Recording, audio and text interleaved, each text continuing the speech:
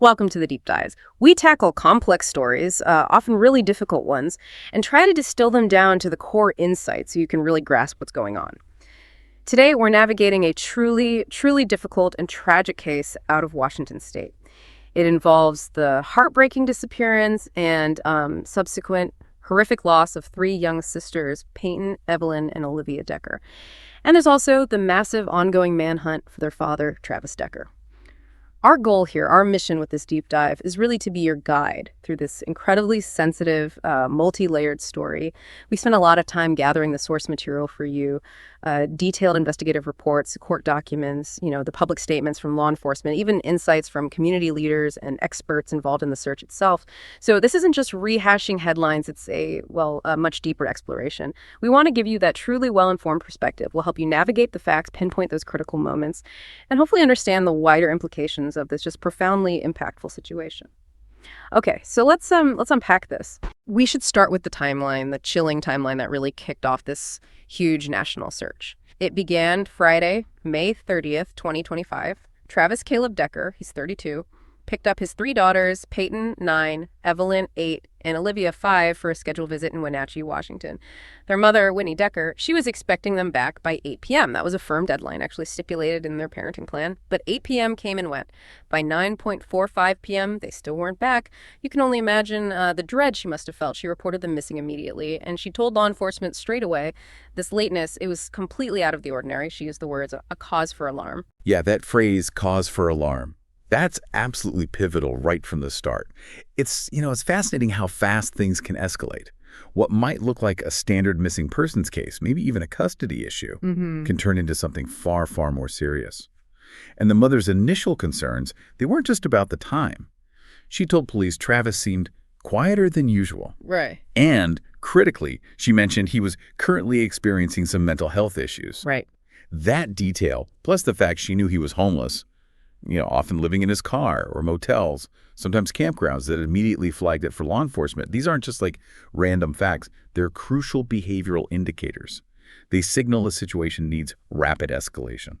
And it definitely raises that question about the initial response, doesn't it? So May 31st, the Wenatchee police did issue an endangered missing person alert.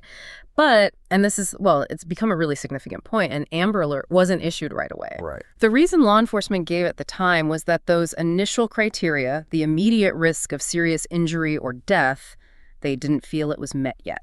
It's a very high bar. It is incredibly stringent, partly to prevent, alert fatigue.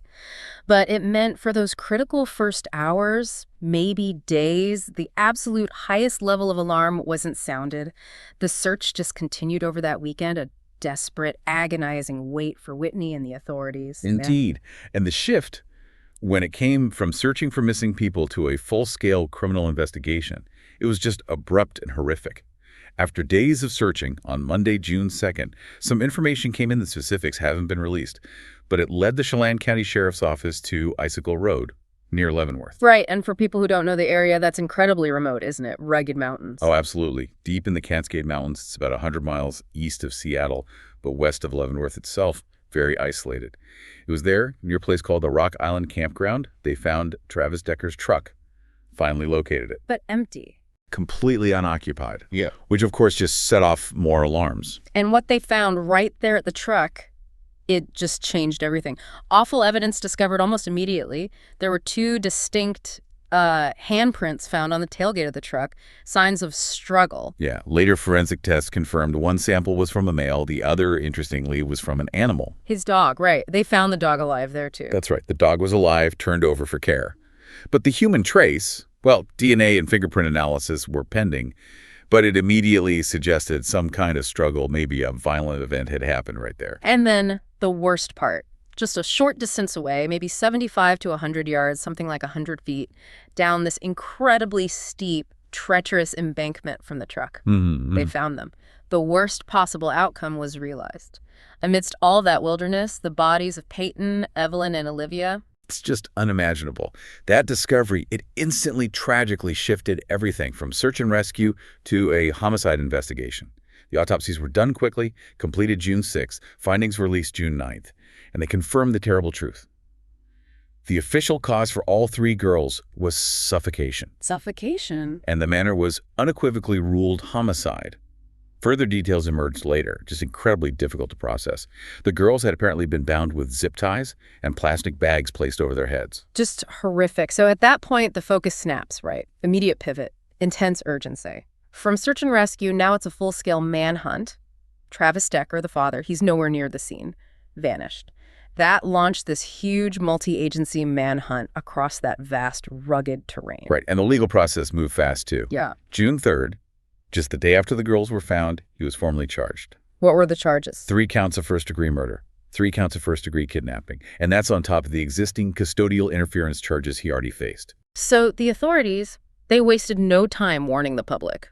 Strong warnings, right? Considered dangerous. Extremely dangerous, potentially armed, do not approach under any circumstances. That was the message, loud and clear. And to really get the public involved, try and generate leads, a substantial reward was offered almost immediately. $20,000 for information leading directly to his arrest. So the hunt was on, hundreds of square miles of just unforgiving wilderness. Yeah. And if we try to connect this, look at the bigger picture, you really have to understand Travis Decker's personal history, particularly his documented mental health issues and his extensive military background. That provides absolutely critical context here. His marriage, for instance. He and Whitney Decker, they were married just over 7 years, divorced in 2022. Whitney, she specifically attributed the split to his mental health struggles. She mentioned feelings of isolation he had, paranoia, and borderline personality disorder. BPD, that's a really complex diagnosis, isn't it? It is. Borderline personality disorder, it's marked by unstable moods, behavior, relationships. People often have intense emotional reactions, impulsivity, maybe a distorted self-image, real difficulty regulating their emotions. Whitney described these moments of power or control, like him abruptly leaving or screaming at her in the night. That sounds like, well, potentially related manifestations. And court documents confirmed the diagnosis. Yes, later confirmed officially. And Whitney believed he wasn't taking medication for it, which is a critical factor, considering the potential for symptoms to escalate under stress. So it wasn't just a simple separation. It was rooted in these really serious, seemingly unaddressed mental health challenges, patterns of behavior that were clear red flags for Whitney. And this instability carried over into his living situation too, right? You mentioned homelessness. Exactly. No stable housing. Frequently living in his vehicle, motels, various campgrounds. He apparently struggled to hold down a job too. At one point, he talked about joining the carpenters union, but apparently found his skills didn't quite transfer. It just paints this picture of a man grappling with profound personal difficulties, maybe systemic ones too, a lack of anchors. And these struggles, obviously, they started impacting his parenting, which led to custody disputes, court orders. Inevitably. September 2024, Whitney went back to court. She wanted to modify the parenting plan after a specific incident that really concerned her. What happened? Decker had kept the girls overnight at a homeless shelter, which apparently violated their agreement. And then he allowed them to visit a corner store by themselves, unsupervised, potentially in an unsafe area. So as a direct result, a judge ordered him to get anger management counseling and undergo a full psychiatric assessment. The court clearly saw the need for intervention, and his visitation got cut back significantly. Every other weekend, no overnight stays. And crucially, he had to remain in the Wenatchee Valley. That was a huge restriction on his time with his daughters. That court decision, looking back now, it just feels like such a pivotal, maybe even catastrophic turning point. There's court audio, right? From that September hearing. Yes, newly obtained audio. It captures Travis Decker pleading really passionately with the judge for more time. What does he say? You can hear the raw emotion. He argued he'd already only get the day and a half, 2 days with them. He stressed that camping, it was something they'd always done, a long-standing activity since they were tiny. So not something new he was asking for. No, from his perspective, it was fundamental to their bond. He sounded incredibly frustrated that his job at the time he was working in Idaho with the Carpenters Union would limit his already restricted time even more. But the judge didn't change the order. No. Despite his pleas, the judge upheld the new, stricter parenting plan. And it's really chilling to hear his last words on that recording. He possibly refused to sign off, saying something like, and then nothing can change that. Nothing, my signature doesn't matter anyway, right? So if I don't sign it, then... Wow. That sounds like just deep frustration, powerlessness maybe. feeling the system was taking away the most important thing in his life. Exactly. But what's so vital to underscore here, amidst all these documented mental health issues, the custody battles. There were apparently no prior red flags for physical violence, not towards the children. Really? Both Whitney and her attorney said that. Explicitly stated, no red flags for physical violence directed at the girls themselves. In fact, descriptions paint him as an engaged and active father. He went to their soccer games, their dance stuff. That makes the outcome just even more shocking, harder to comprehend. It suggests some kind of profound break, doesn't it? A severe escalation into this desperate, awful act that wasn't predicted, at least not in terms of direct physical harm based on past actions. Right. A tragic breaking point. So you've got this incredibly complex picture. A man struggling, diagnosed mental health issues, homelessness, less and less time with his kids, yet also described as loving and engaged in some ways. But then there's this whole other layer, his background, the part that speaks to how he might be able to evade capture for so long, his military service. Absolutely crucial. Travis Decker was an infantryman, U.S. Army, March 2013 to July 2021.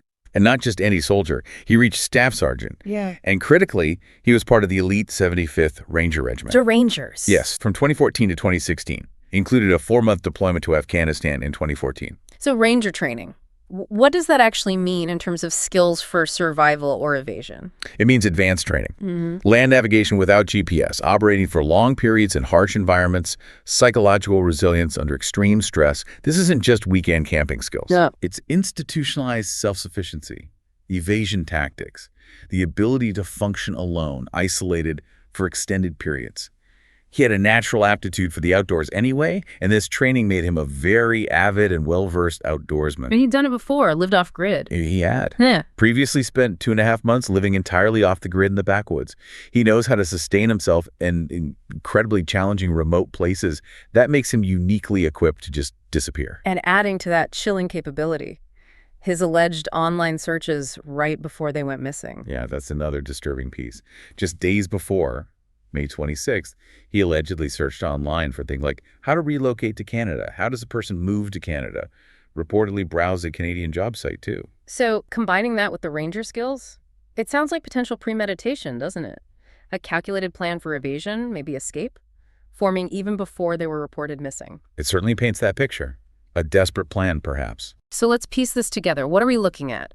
A man with professional-level outdoor skills, deeply documented personal struggles, mental health crisis, and then this pivotal emotional court decision cutting his access to his kids. Right. The convergence of it all, the desperation, the mental health component, the unique survival skills. It's a chilling profile of a suspect who has the means and, tragically, potentially a motive stemming from that perceived final rejection or perhaps complete mental break. And the search for him, it just immediately exploded into this huge, complex operation, unprecedented resources pouring in from all over. Yeah. Law enforcement started searching that first night, May 30th, as soon as the girls were reported missing. But after the horrific discovery on June 2nd, the intensity just went through the roof. Authorities mobilized incredibly fast, covering hundreds of square miles, this rugged, mountainous, remote terrain, by land, water, air, everything. Where did they focus initially? Around the campsite. Yes, concentrated right around the campsite near Leavenworth, where the truck and, tragically, the bodies were found. But it expanded rapidly. Areas like Ingalls Creek, Valley High in Chelan County, huge, unforgiving regions. It was clear from the start this wasn't going to be a small, localized search. All hands on deck. Multi-jurisdictional. Urgent. The sheer scale really highlights the challenges, the terrain itself, and the suspect's capabilities. By June 8th, facing this exhausting, prolonged effort, the Chelan County Sheriff's Office made a key strategic move. What was that? They transitioned leadership of the search efforts to federal authorities, specifically the U.S. Marshals Service. Why? To give local teams a break. Exactly. Crucial to let local personnel who'd been going nonstop rest and recuperate. But importantly, the Sheriff's Office kept command of the ongoing criminal investigation. Okay. And underscoring the severity, the national significance, Washington Governor Bob Ferguson authorized emergency funds, deployed the National Guard, helicopters for transport, aerial surveillance, critical assets. So who all is involved? It sounds like a massive coordination effort. It is. FBI, Border Patrol, Homeland Security, State Patrol, Caditas County Sheriff's Office, Chelan County's own air support unit, search and rescue personnel. A huge number of agencies trying to work together. You can imagine the logistics in that kind of remote, high-altitude wilderness. It's a nightmare. So with all those eyes and ears, tracking leads must be like putting together this giant high-stakes jigsaw puzzle. Have there been promising leads? Sightings? There have been developments, yeah. Early on, tracking teams in helicopters spotted a lone hiker near Kolchak Lake. Significantly, this hiker fled from sight as soon as the helicopter appeared. That definitely raises suspicion, behavior you wouldn't expect from a regular hiker. Right, a major behavioral flag. Yeah. So K-9 units were deployed, tracked the scent trail meticulously to the Ingalls Creek trailhead on Highway 97. There was a separate incident. A hiking party saw a lone hiker in the encampments area. Their description was interesting. Seemed ill-prepared for trail and weather conditions, and crucially, appeared to be avoiding others. Again, behavior consistent with someone trying to hide. Exactly. It strongly aligns with someone deliberately trying to remain unseen, evade detection. But confirming these sightings must be incredibly hard in that terrain. Extremely difficult. Vast, treacherous wilderness. By the end of week 3, around June 19th, the search area had expanded significantly again to the Tenoay Valley and Blewett Pass areas in Canitas County. How far is that from the initial area? It gives you a sense of the scale. About 40 miles by car from Kolchak Lake. Flight patterns showed aircraft circling those rugged slopes towards Blewett Pass, the Highway 97 corridor, and the terrain there, just brutal, steep, rocky slopes, incredibly dense brush, vertical climbs, unpredictable weather. It provides so much cover for someone with Decker skills. Every step these search teams take is just a testament to their perseverance against nature and a highly capable subject. And as the search dragged on, the authorities realized they needed to adapt how they communicated with the public, right? To keep vigilance high, help with identification. Absolutely. On June 17th, they took a proactive step. Released new, digitally altered photos of Travis Decker, What kind of alterations? showing potential changes in his appearance. With or without facial hair, different hairstyles, maybe a buzz cut, maybe shoulder-length hair. Trying to anticipate how he might disguise himself. Smart. Just trying to cover the bases. Remind us of his description. He's described as 5'8", under 90 pounds, brown eyes, black hair, last seen in a tan or green t-shirt, dark shorts. And the message to the public has been consistent. Unwavering. Secure your homes, secure your vehicles, stay vigilant, report anything suspicious immediately to 911, and crucially, do not approach him yourself. He's considered extremely dangerous, potentially armed. What about people with cabins in those remote areas? Specific advice for them. Lock doors, leave window blinds open, leave outdoor lights on, and check your doorbell cams, security footage diligently. The sheriff's office also had to step in and debunk a false TikTok video claiming he'd been caught. That just underscores how vital it is to rely on official sources, prevent misinformation from confusing things. You know, this brings up a really important question. How do agencies even sustain a search like this? So long, so complex, and such tough terrain. Are they learning as they go? Applying lessons from the past? That's a critical point, and yes, they are. They've actually spoken about it directly. The Canitas County Sheriff's Office explicitly said they're applying lessons learned from a very similar manhunt back in 2020. Really? Another long search in the same area? Exactly. It was for a suspect named Jorge Alcantara Gonzalez. That search also lasted over 3 intense weeks in the very same wilderness terrain, the Blewett Pass Mineral Springs area specifically. Wow. Direct unsettling parallels then. What were the key similarities and what were the big takeaways from that 2020 manhunt they're using now? The similarities are pretty stark, which is why that case is such a vital reference point now. Yeah. Both suspects, Decker and Alcantara Gonzalez, they possessed unique, extensive skills for living off-grid. That makes evasion incredibly challenging in this remote, undeveloped, unforgiving environment. Both cases involve those complex interagency coordination challenges. Multiple jurisdictions, federal agencies, trying to work seamlessly across huge, difficult landscapes, often fighting the weather as much as tracking the suspect. That prior experience taught them about the sheer persistence needed, the need for constant adaptation. And the crucial lesson, what really made the difference in 2020? Public vigilance, public information, especially regarding cabins, abandoned buildings, remote properties. Yeah. That was absolutely critical in bringing the 2020 search to a close. How so? A citizen's tip. Someone reported seeing a person in a cabin that shouldn't have been occupied. Yeah. That led directly to Alcantara Gonzalez's arrest. So authorities are worried Decker might do the same. Seek shelter. Exactly.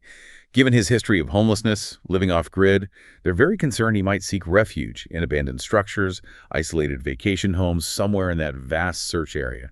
It just highlights their ongoing profound reliance on public help. Urging property owners, be constantly aware. Check your security cameras meticulously. Report anything, no matter how small it seems, if it feels unusual or out of place. This isn't just boots on the ground. It's a massive community effort, needing every eye and ear. Mm-hmm. In this case, it just extends so far beyond the manhunt itself, doesn't it? It forces this reflection on the grief in the community, which must be just overwhelming, and these larger systemic issues that the tragedy has really thrown into sharp relief. Absolutely. The impact is immense. Paityn, Evelyn, and Olivia, they were students at Lincoln Elementary in Wenatchee, kindergarten, second, and third grades. The school district expressed just profound heartbreak. Their focus, they said, was entirely on supporting the family, supporting the traumatized school community. You can imagine the shockwaves through those classrooms. It's hard to fathom. And the community response. Wenatchee isn't a huge city, right? About 35,000 people. Right. But the grief was widespread, collective. It resonated locally, but truly globally too. Memorials popped up instantly, flowers, candles, tributes outside the school near the discovery site, poignant shrines. A vigil held June 3rd drew around 300 people. Many were children themselves, kids who knew the sisters from school or dance or soccer. It really speaks to how deeply these young lives touched so many people, how a community rallies, even in sorrow. And the memories shared. They paint such a vibrant picture of the girls. Just beautiful, heartbreaking memories. Loved ones, the community, they remembered them as shining stars, beacons of light and joy, and lively performers who loved dance and soccer. Their laughter, curiosity, and spirit left an indelible mark on all of us. They were described so movingly as the kind of children that everyone rooted for, looked forward to seeing held close in their hearts. These personal stories, they really humanized the loss, emphasized the vibrant lives cut short. And amidst all that grief, the financial support has been just staggering. The GoFundMe for Whitney Decker. Incredible. It surpassed $1 million by June 9th. Only the second GoFundMe in Washington state ever to reach that milestone. Wow. It just highlighted this global community effort, people wanting to help Whitney through this unimaginable loss in any tangible way they could, a lifeline in just the darkest time. But this tragedy, it's also forced a harsh look at deeper issues, hasn't it? Prompted really serious questions about how something like this could happen, issues around veteran support. Yes, powerfully so. Yeah. Whitney Decker's attorney stated publicly that the system failed Travis, alleging that despite his known struggles, including PTSD from his military service, he couldn't access adequate veteran services. Too much red tape, they said. And local agencies confirmed those difficulties. Central WA Veterans Counseling, a local agency, they corroborated those concerns, said that lack of funding, lack of resources often means veterans like Decker face frustrating hurdles, long wait lists, maybe get redirected, even when seeking urgent help. The mayor of Wenatchee, Mike Poirier, he explicitly mentioned veteran services as an area needing critical improvement, a shared belief that these systemic gaps might have played a tragic role. And the other major point of contention, that initial decision about the Amber Alert. Right. The mother and her attorney have raised very serious concerns. They argue vehemently that law enforcement didn't initially see Decker as an immediate danger to his own children, despite his documented mental health history, his erratic behavior. They called it a deadly mistake. They did, arguing that if an alert had gone out sooner, it could potentially have saved the girls' lives. It raises incredibly complex questions, about the specific criteria for those alerts. They are designed to be stringent. But how do you factor in mental health struggles, a parent's escalating instability, into that threat assessment in those critical early hours? Yeah. It highlights the immense pressure on law enforcement. Split-second decisions, life or death consequences. Absolutely. And beyond the immediate legal questions, the focus has also turned to community healing, long-term advocacy. Mayor Poirier talked about the city's profound need for a lot of healing, highlighted free counseling services being made available for schools, the wider community, acknowledging that collective trauma. And the GoFundMe money, it wasn't just for immediate needs. He noted that, yes, the significant funds raised, they were intended not just for the family's immediate support, but with a broader vision to help make changes for the better throughout our whole country, specifically citing improvements in services, including veteran services. So a desire to turn this immense sorrow into some kind of catalyst for change. Exactly. Hopefully preventing similar tragedies. So we've covered the shocking discovery, delved into Travis Decker's complex, troubled background, the monumental, ongoing manhunt. It's a story that just cuts right to the core, exposing layers of personal struggle, systemic challenges. Yeah, and the key insights from this deep dive, they really go beyond just the case facts. It profoundly highlights the critical, urgent need for accessible mental health support, especially for veterans. It shows the often overlooked challenges they face getting adequate services, the painful realities of child custody disputes, and ultimately the sheer resilience of a community facing just unimaginable grief. This story really underscores how personal struggles can intersect with those systemic gaps, with legal frameworks to create these devastating, unforeseen outcomes. Leaves us all grappling with these huge complexities. It really does. This story leaves us with just so much to consider, so many painful questions. It's a tragic, sobering reminder, isn't it? The importance of recognizing mental health struggles early, advocating for robust, accessible support systems, and acknowledging the tireless, often thankless work of law enforcement facing such profound loss.